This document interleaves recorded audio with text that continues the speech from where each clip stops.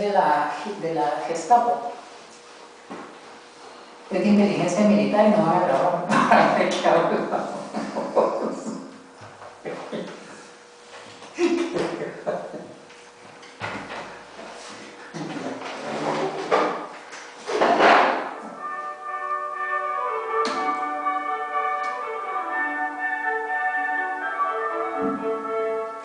Radio Faro Cultural Patrimonio de Guatemala presenta Diálogos con Augusto César.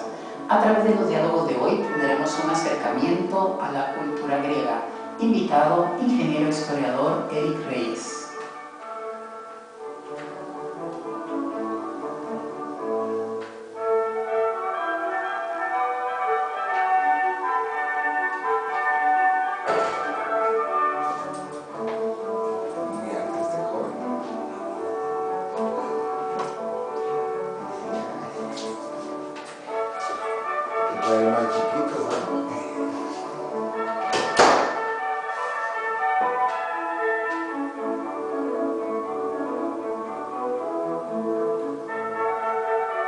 Primero, amigos, gracias por la sintonía a Radio Faro Cultural y a este programa. Saben ustedes que estamos en www.dialogosconaugustocesar.blogspot.com y Eric, pues ya lo conocen. Bienvenido, Eric. Muchas gracias, César, por la invitación. Usted dio una conferencia el jueves pasado y yo pues no pude asistir y quedamos que el tema era muy interesante porque aquí en Radio Faro Cultural, desde que yo estoy integrado como colaborador hace muchos años, ¿verdad? Se habla mucho de la cultura griega y sobre todo del tema que usted desarrolló, que es el arete.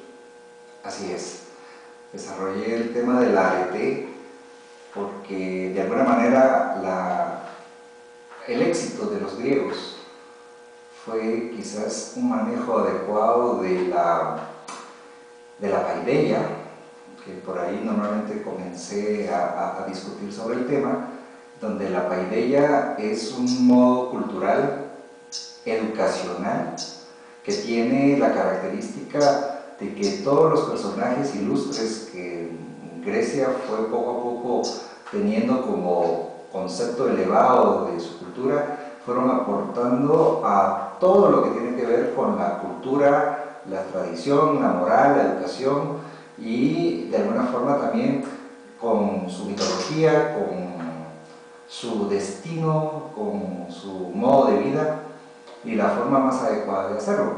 De alguna manera hay una cierta unidad en ese principio que los griegos pues sí la manejaron con bastante fuerza. ¿Qué significa arete? Bien, la arete, que normalmente está calificado como nombre femenino, es la excelencia, lo mejor de lo mejor, la virtud. No existe una definición exacta al castellano.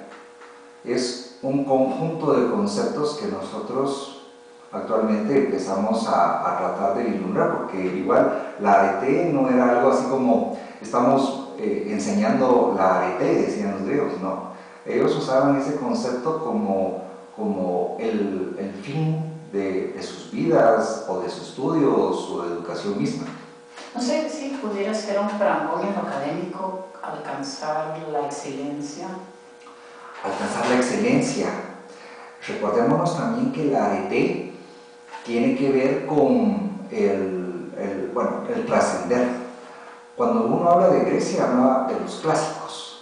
Y el concepto de clásico hace que, por ejemplo, un discurso platónico, después de que usted lo haya leído, resulta que ya no es la misma persona, es una persona distinta, es una persona que se ha enriquecido. Luego vuelve a leer el mismo discurso y ese enriquecimiento sigue siendo todavía presente, o sea, trasciende el tiempo, no es de una época, es universal, a eso normalmente le llamamos el clásico.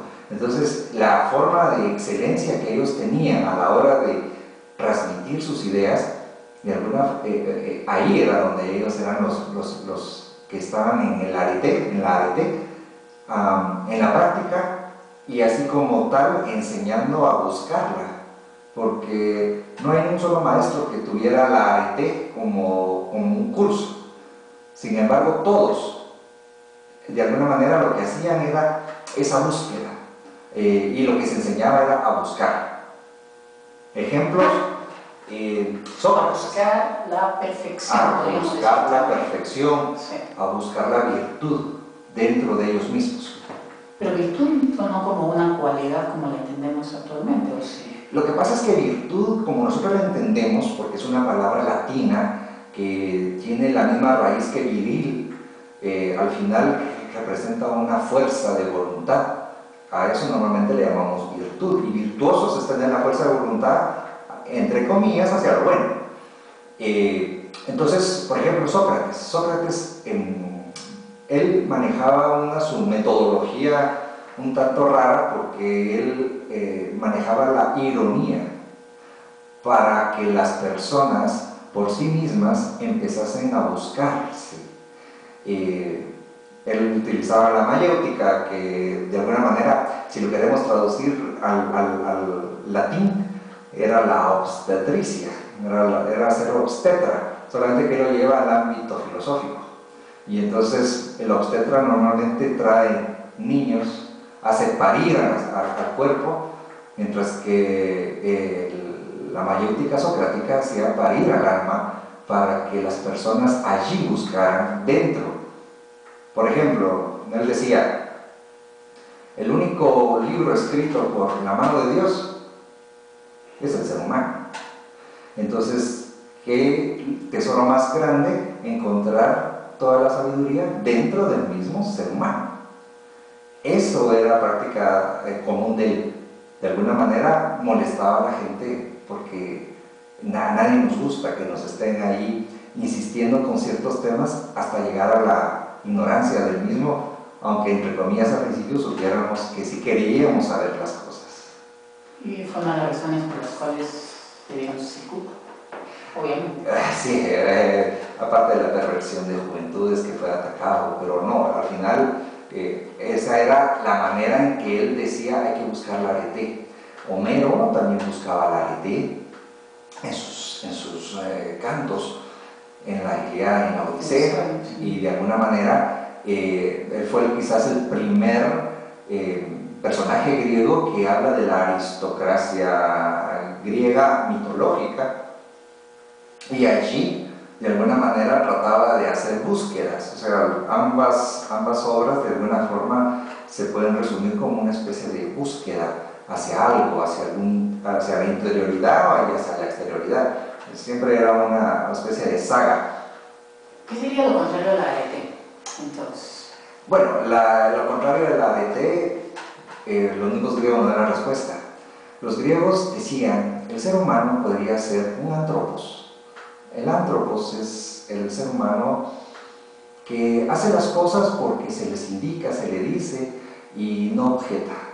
Y está el eleuteros, que es un libre pensador, que tiende a hacer las cosas por sí mismo, buscando las respuestas adentro de cada uno. Entonces, eleuteros era lo ideal, y el antropos era como lo contrario a ese ideal. Entonces, buscar la arete era volverme eleuteros. Buscar la arete en un ser humano era eso. Era volverse un pensador libre, un libre pensador, no pensador libre, un libre pensador. Tener usted la libertad de hacer de su vida lo que mejor podía hacer. De alguna manera la arete también está fusionando el concepto de encontrar la misión a la cual hemos venido nosotros a este mundo. Y ellos de alguna manera manejaban muy bien ese tipo de ideas.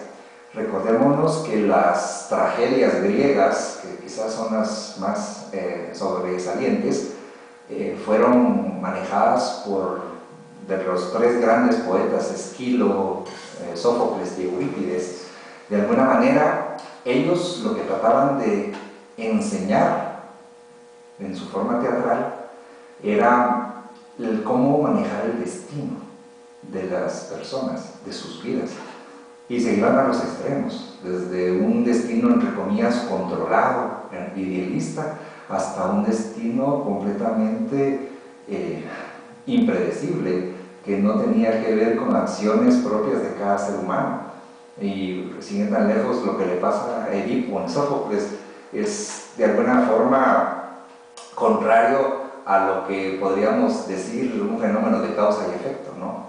Pues es que recuerde que los tres grandes dramaturgos parten de épocas diferentes. Así es. Y por lo tanto, el sentido generacional y es el distinto. pensar es completamente diferente. De hecho, usted que es maestro de teatro, la representación de obras de Eurípides no es tan común como las probablemente que sí se pueden hacer de Sófocles o de incluso Esquilo, pero Eurípides todavía es el futuro del teatro para nosotros, porque el realismo que maneja, de alguna manera todavía nosotros como sociedad no estamos preparados. Es más una especie de narrativa contemporánea, donde usted ve tanta acción que pareciera una obra de teatro, un monólogo, pero en realidad no lo es.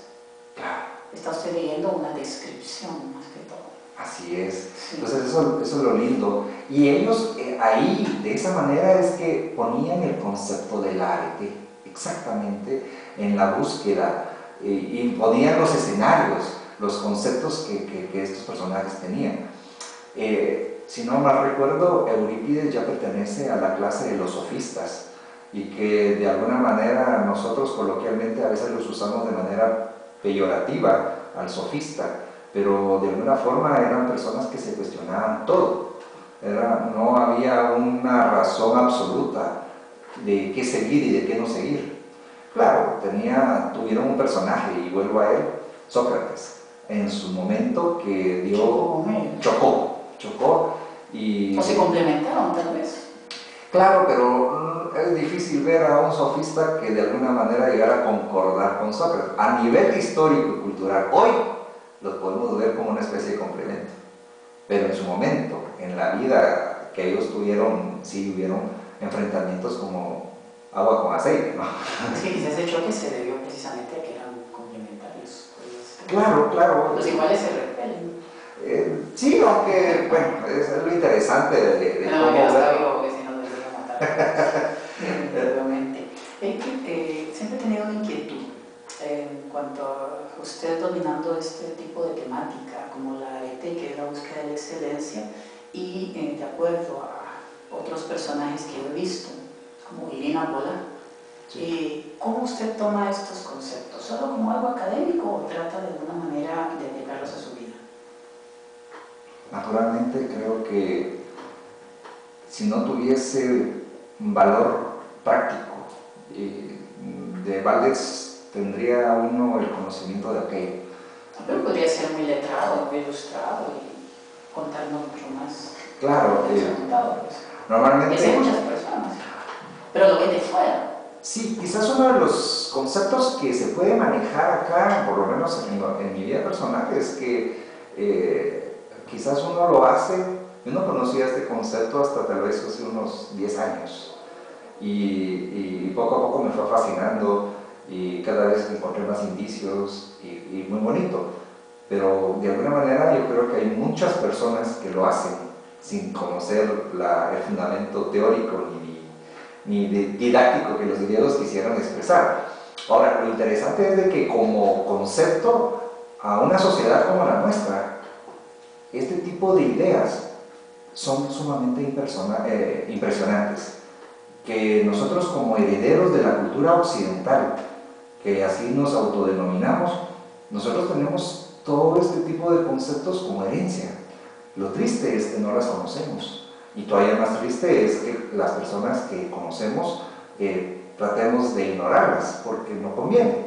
Entonces, sí, considerando que la arete es la búsqueda de sí mismo y la búsqueda hacia la perfección, debería de ser algo mucho más importante, porque incluso esto no se enseña en las escuelas ni en una universidad. Debería de enseñarse desde la casa, en el hogar. De hecho, ese fue el éxito griego. Ellos enseñaban eso en su casa. Nadie decía que era la arete, pero sí daba el ejemplo de que hay que hacerlo, hay que hacer esa búsqueda. Y cada quien encontraba su talento, y cada quien lo manifestaba de la manera que era apropiada para cada uno. Es que yo creo que todo este tipo de conocimiento histórico, sociológico, sociológico, antropológico y sobre todo filosófico debe realmente ser parte de nuestra vida. Y eso nos lo enriquece. Yo me recuerdo a Jorge Carpe, él hablaba muchísimo de la simetría del Renacimiento y todo su trabajo era evidentemente simétrico y la vida de él fue, si la analizamos, fue 100% simétrica. Entonces, ¿por qué? Porque la gente, lo hemos discutido hoy con usted y con otras personas, dice, la historia que aburrido, la filosofía, y donde eso para qué estoy inventando, ¿verdad?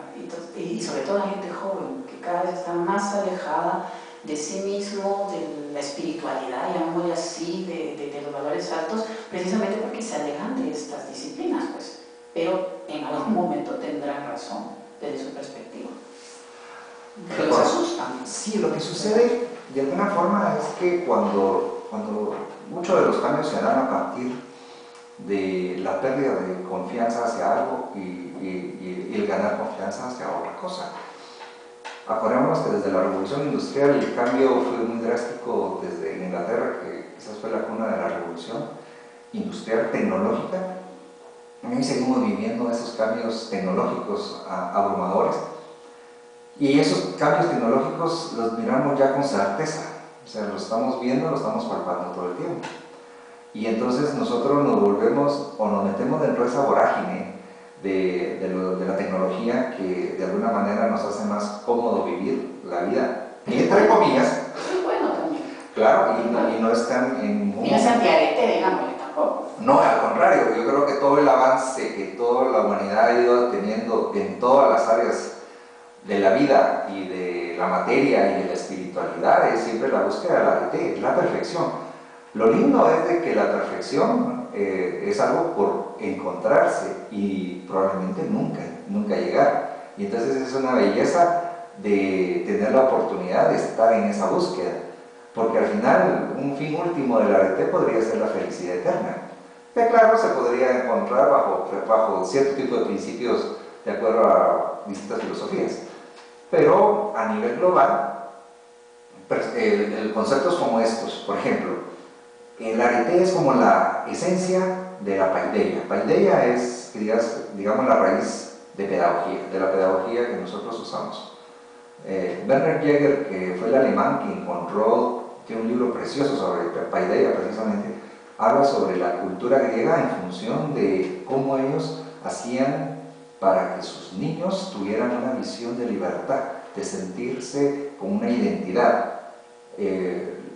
Y siempre era así como vinculados a su cultura, no buscar otras culturas, aunque eso no está de más, pero no buscaban en otras culturas lo que sí tenían en la suya.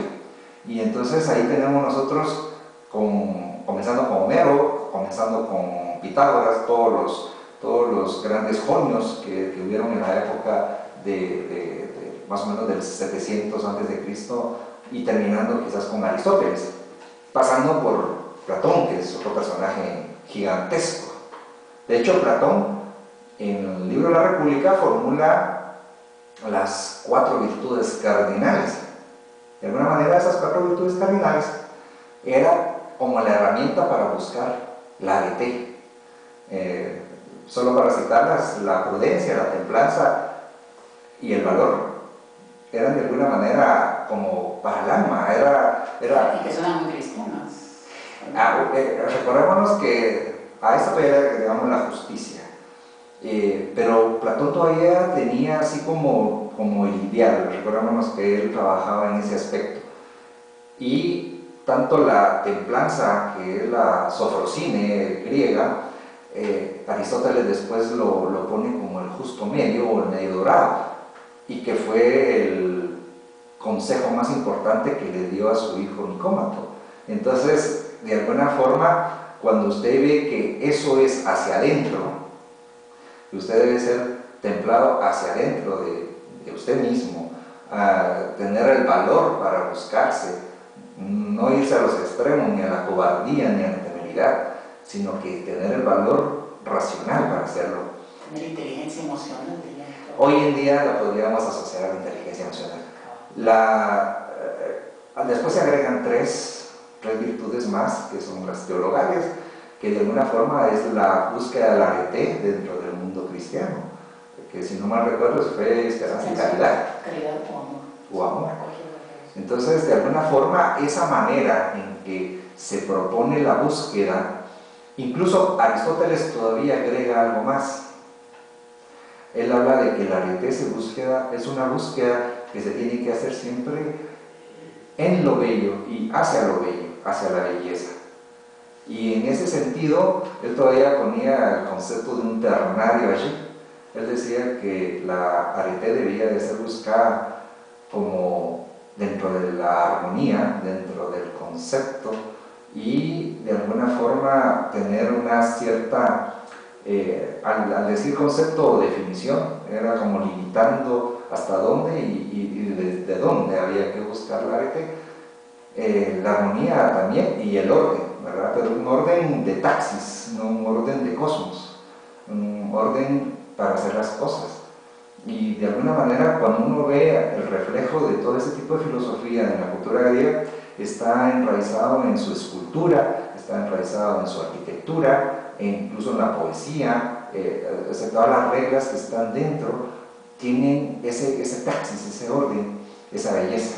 Y ahí está la búsqueda de la arete. No era dentro de un caos, no era dentro del desorden, esa era la inclinación que ellos manejaban. Al hablar usted de aspectos culturales, me estaba recordando que nuestra última entrevista aquí fue sobre la cosmovisión maya. Así es. Así fue, ¿verdad? Y el mundo no se acabó. y sabíamos que no se iba a acabar.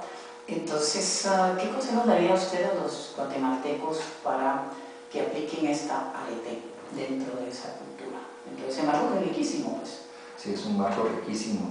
Lo ideal sería que todas las personas tuviesen la inclinación de poder leer y aprender mucho de la herencia que nosotros tenemos como occidentales. No, y en Internet lo pueden hacer más fácil ahora. Así es. Tenemos un montón de oportunidades. Tenemos un montón de oportunidades. Pero aún nuestra herencia occidental, que es rica, que tal vez no era como originaria nuestra, tenemos también toda la herencia oriental, vamos a ponerlo así, que es donde se enmarca más el tipo de pensamiento de la cultura maya. Pero bueno, la búsqueda de las personas, de sus propósitos en la vida, de alguna manera tiene que nacer desde el ejemplo. Y qué mejor ejemplo que desde un hogar, desde la manera que sea el hogar, no importa, pero que las personas sepan que el estar como destrozado, el estar agobiado, el estar es un paso extra y que no es ahí donde terminan las cosas, sino que es como para catapultarse hacia nuevos objetivos.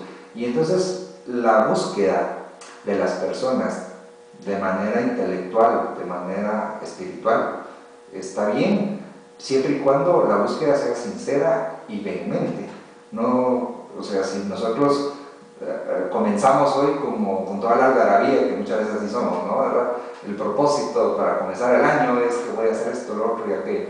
Y resulta que a mediados de año no llevamos pues ni la mitad de lo que nos hemos propuesto hacer. O se olvidó, o es que no lo teníamos muy claro. O no queríamos hacerlo. O quizás no, y en el momento se dijo o se intentó porque habían otras cuestiones externas. Esa búsqueda comienza, repito, en el hogar, comienza en los niños. Ellos son la semilla que de alguna forma pueden ir cambiando el pensamiento social de un país como el nuestro. Y que si ellos tienen más claro un futuro, más definido un futuro, porque tiene no solo las oportunidades materiales, sino que las oportunidades intelectuales, llegar a ser un eleuteros griego, creerse que sí se puede y que después se lo logre comprobar en la madurez. Ahí es donde tenemos que hacer el cambio como sociedad y no precisamente con los cambios epocales, digámoslo así, de momentos, sino son cambios que trascienden, que se manifiesten a largo plazo. A mí sí es algo complicado, sobre todo que cuando estamos haciendo la grabación aquí, escuché en otra emisora que a un niño lo atacó un tío, porque como no tiene papás, lo mandó al hospital, ¿verdad? Ya se imagina qué fue lo que sucedió. Y entonces ese niño después, ¿qué va a crecer? ¿Qué va a pensar? Y así hay muchos casos duros. Recordémonos que el caso que está viviendo nuestra sociedad, que no es el 100% tampoco, porque hay que aclararlo, pero sí no se debería dar un solo caso de estos tampoco, pero se da. Y entonces en esto es donde nosotros debemos de hacer una reflexión profunda en la búsqueda de lo que nosotros queremos como sociedad, realmente. Vernos de aquí a 5, 10, 15, 20 años. Realmente qué es lo que queremos de nosotros, incluso a más plazo, no a cortos plazos. A cortos plazos trazarnos metas posibles y ver si nos podemos monitorizar alcanzándolas.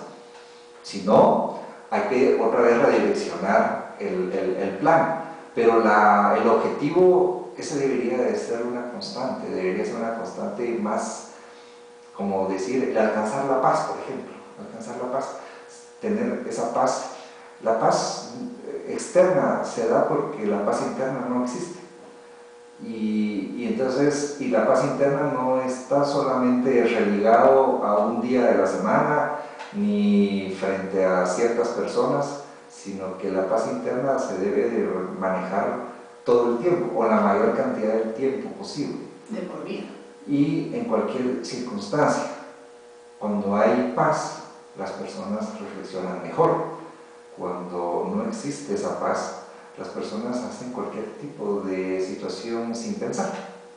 Entonces, de alguna manera, sí, hay que retarnos a nosotros podemos, tenemos muchas capacidades. ¿Tenemos una sociedad anti-arete en la actualidad? Creo que no existe una sociedad anti-arete. Ni arete tampoco. Arete en parte. Lo que pasa es de que la dirección no es quizás la que nos cohesiona. Hay una dirección donde nos podría nosotros decir, ok, tenemos un objetivo relativamente certero, bueno, y que a la mayoría de nosotros esté convenido. Yo creo que todas las personas todos los días salen a buscar su arete, entre comillas, pero no necesariamente haciendo el bien o el mal. Y ahí es donde normalmente nos perdemos. Muy bien, amigos, les agradecemos su sintonía. Estamos también aquí con una cámara que trajo Eli Reyes, que la va a subir a YouTube, y luego vamos a hacer los enlaces propios por internet. Por eso es que no les nos veía así demasiado serios hoy, ¿verdad? Y no estar haciendo gestos ni nada, porque a saber qué va a decir la gente que nos va a ver. Pero nos sintonizamos la próxima semana y gracias por haber estado aquí con nosotros. Muchas gracias.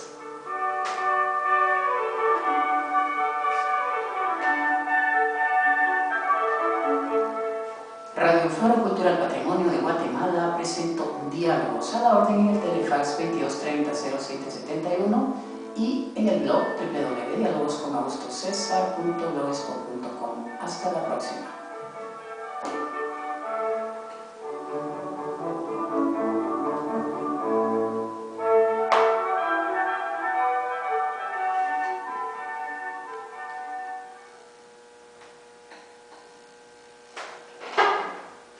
Está conectada para acá.